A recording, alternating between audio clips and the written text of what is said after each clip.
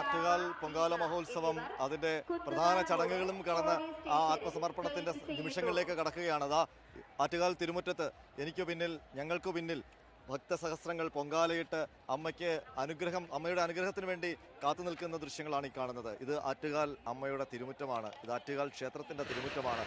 ഇവിടെ പൊങ്കാലയിടുന്നവർ ഭാഗ്യവാന്മാർ, അല്ലെങ്കിൽ അതൊരു പ്രത്യേകതയാണ്. അത് ക്ഷേത്രത്തിന്റെ ക്ഷേത്രത്തിന്റെ അതിരുകല്ലിനോട് ചേർന്ന് തുടങ്ങുന്നു അവരുടെ ആദ്യത്തെ അടുപ്പ്. ആ അടുപ്പിങ്ങനെ നീണ്ട് നഗരമാകെ പോവുകയാണ്. അവിടെയെല്ലാം ഇപ്പോൾ ഇവിടെ കാണുന്ന അതേ ദൃശ്യമാണ് തിരുവനന്തപുരം നഗരത്തിന്റെ എമ്പാടും ഉയരുന്നത്. മുകളിൽ കുംഭച്ചൂട് അതിന്റെ ബുധനത്തിലേക്ക് കടക്കുന്നു. മധ്യാഹ്നത്തിലേക്ക് കടക്കുകയാണ് സൂര്യൻ. ആ മധ്യാഹ്ന ചൂടെന്ന് പറയുന്നത് കുംഭമാസത്തിൽ പ്രത്യേകിച്ചും നല്ല പൊരി വെയിലാണ്. ആ വെയിലിന് ഇതാ കുടയുയർത്തിക്കൊണ്ട്, ആ വെയിലിനും ഭക്തർക്കും ഇടയിൽ ഒരു കുടയായി നിന്നുകൊണ്ട് ഈ പൊങ്കാല അടുപ്പിൽ നിന്ന് ഉയരുന്ന പുകപടലങ്ങൾ ഇങ്ങനെ നിൽക്കുകയാണ്. അത്രയും സംരക്ഷണം അവരുടെ ദേവി അവർക്ക് ഒരുക്കി കൊടുക്കുന്നു. ഇനി എന്തൊക്കെയാണ്, ഞാൻ പറഞ്ഞല്ലോ ആദ്യത്തെ അനുഭവമാണ്. അപ്പൊ ഇനി എന്തൊക്കെയാണ് ചടങ്ങുകൾ? നമ്മൾ ഏറ്റവും ഭക്തിപൂർവ്വം അവരെല്ലാവരും പൊങ്കാല അർപ്പിക്കുന്നത് നമ്മൾ കണ്ടു. ഇനി എന്തൊക്കെയാണ് ചടങ്ങുകൾ? ഇപ്പം പണ്ടാരടുപ്പിൽ തീ പകർന്നപ്പോൾ തന്നെ ആറ്റുകാൽ ക്ഷേത്രമുറ്റത്തും ഈ നഗരത്തിലെമ്പാടുമുള്ള പൊങ്കാല അടുപ്പുകളിലേക്ക് തീ പകർന്ന് ആ പൊങ്കാല ഇടൽ ചടങ്ങിന് തുടക്കം കുറിച്ചു. അപ്പോൾ ഈ ദൃശ്യങ്ങളിൽ കാണാം, ഓരോ പൊങ്കാല അടുപ്പിനും മുൻപിൽ ഒരു വാഴയിലയിൽ ഒരൽപ്പം പഴവും, ചിലപ്പോൾ മലരും കൽക്കണ്ടവും, അതുപോലെ തന്നെ പാക്കും വെറ്റയും ഒക്കെ ഇരിക്കും. ഇത് ഗണപതിക്ക് ഒരുക്കുക എന്ന് പറയും. അത് വെച്ചുകൊണ്ട് എന്ത് തുടങ്ങിയാലും ഗണപതിയെ പ്രാർത്ഥിച്ചുകൊണ്ടാണല്ലോ വിഘ്നങ്ങൾ നീക്കണമേ വിനായക എന്ന് പറഞ്ഞുകൊണ്ടാണ് തുടങ്ങുന്നത്.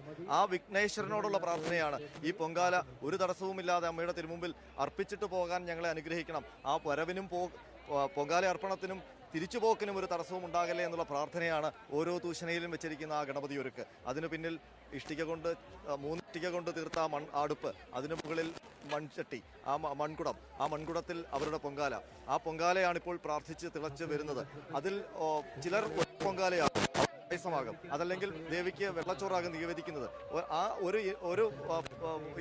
ഇത് മാത്രമേ ഉള്ളെങ്കിൽ, ഒരു വിഭവം മാത്രമേ ഉള്ളെങ്കിൽ അത് അവിടെ തിളച്ചു തൂകി അത് പാകമായി കഴിഞ്ഞാൽ അത് അവിടെ വാഴയില കൊണ്ട് അടച്ച് അവർ കാത്തു നിൽക്കും. ഒരു കർപ്പൂരം കയ്യിൽ കരുതിയിരിക്കും. നിവേദ്യ സമയത്ത് ആ കർപ്പൂരം ആ മൺകട്ടയിൽ അല്ലെങ്കിൽ ഇഷ്ടികയിൽ കത്തിച്ചു വെക്കാൻ.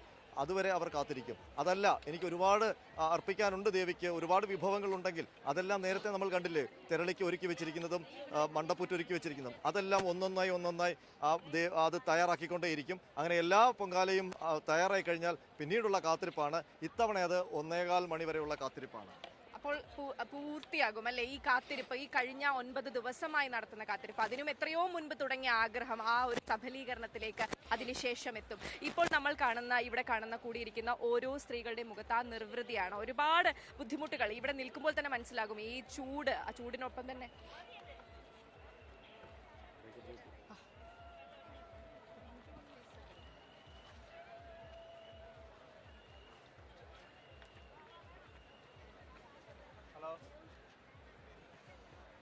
എവിടെയാ ഞാൻ ഇപ്പറ മറ്റേ ഗ്രൗണ്ടിൽ DSN PC ഇപ്പറ കിടക്കുന്ന ഗ്രൗണ്ട്.